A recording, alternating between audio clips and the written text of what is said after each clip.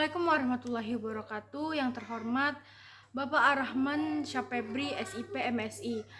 Perkenalkan, saya Maisa Imelda dengan NIM 07011118242939. Di sini saya akan menjelaskan mengenai hukum perpajakan. Pada bab pertama, subbabnya yaitu cara pemungutan pajak. Sebelum kita memasuki dan mengetahui bagaimana cara pemungutan pajak itu, kita harus mengetahui apa sih pajak itu. Dalam UU Republik Indonesia nomor 7 tahun 2021 tentang perpajakan, terakhir UU nomor 6 tahun 1983 mengenai ketentuan umum dan tata cara perpajakan. Pajak merupakan kontribusi wajib kepada negara, terutama seorang pribadi maupun badan usaha, yang bersifat memaksa. Berdasarkan undang-undang, pihak yang membayar pajak tidak mendapatkan imbalan secara langsung dan dimaknai untuk keperluan negara bagi sebesar-besar kemakmuran rakyat.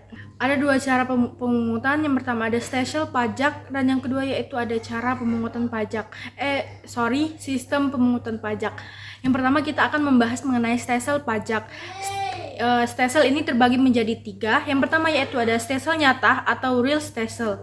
Pengenaan pajak didasarkan pada objek atau penghasilan yang nyata, sehingga pemungutannya baru dapat dilakukan pada akhir tahun pajak, yakni setelah penghasilan yang sesungguhnya telah dapat diketahui. Kelebihan stelsel ini adalah pajak yang dikenakan lebih realistis. Kelemahannya, pajak ini baru bisa dibayar ketika di akhir tahun. Contoh dari stelsel nyata ini yaitu PPh pasal 21, pasal 22, pasal 23, PPh pasal 14 ayat 2, PPh pasal 15, dan yang terakhir yaitu PPh pasal 29. Yang kedua yaitu ada stelsel anggapan. Pengenaan pajak didasarkan pada suatu anggapan yang diatur oleh undang-undang.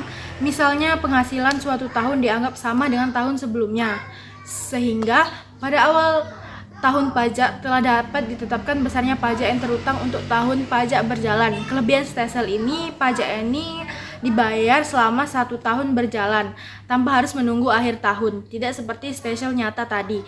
Kelemahannya yaitu pajak dibayar tidak berdasarkan pada keadaan yang sesungguhnya.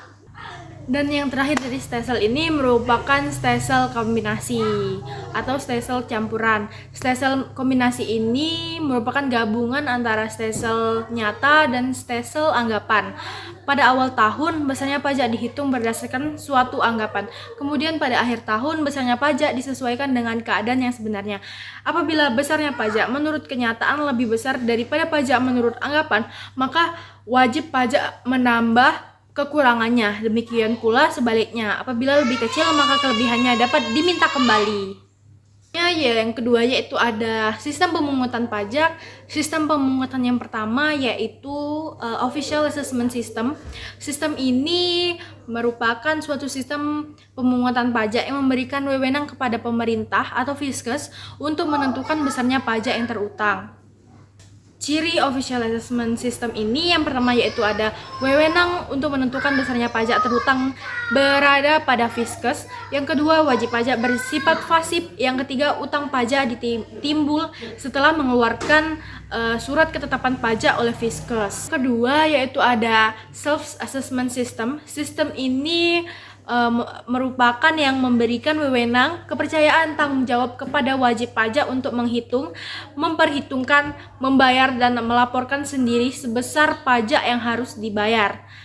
Dan yang terakhir yaitu Withholding System, yang merupakan suatu sistem pemungutan pajak yang memberi wewenang kepada pihak ketiga untuk memotong atau memungut besarnya pajak yang terutang oleh pajak.